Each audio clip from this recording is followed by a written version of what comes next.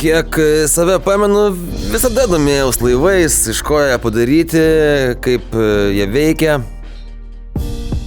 Mėgstu gerus automobilius. Man labai svarbu kokybė. Svarbu, kad esu ne vienas. Yra draugai, kuriais galiu pasitikėti. Mano tėvas pats savo rankom namą pastatė. Mano praktiška šeima. Aš tai labiausiai mėgstu keliauti. Traukia šilti kraštai, egzotiškos šalis.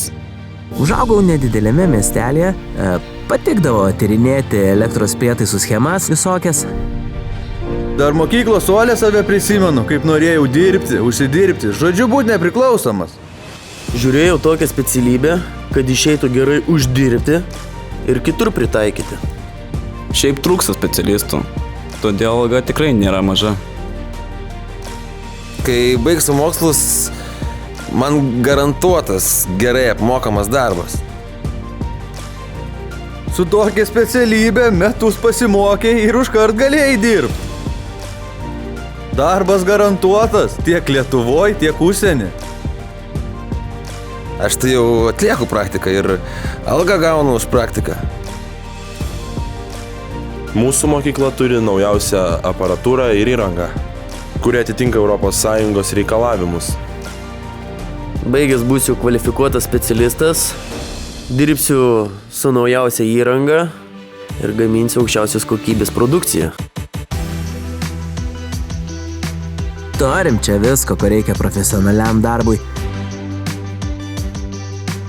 Mokomės dirbti šiuolaikiniais įrengimais, o jie pastoviai pas mus yra atnaujinami. Čia, žinai, daugiausia mūsų praktikos apmokina. Kaip sumontuoti vamzdynus, įrengimus. Surinkti laivo korpuso mazgus, sekcijas. Šiaip mūsų specialybė pritaikoma visur, ne tik prie laivų statybos.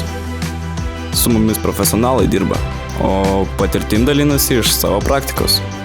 Su mokytojais labai lengva bendrauti, greitai randam bendrą kalbą ir ne tik apie specialybę gali pasišnekėti. Gaunu brandos atestatą ir specialybės diplomą. Galėsiu baigęs studijuoti Lietuvos kolegijose ir universitetuose.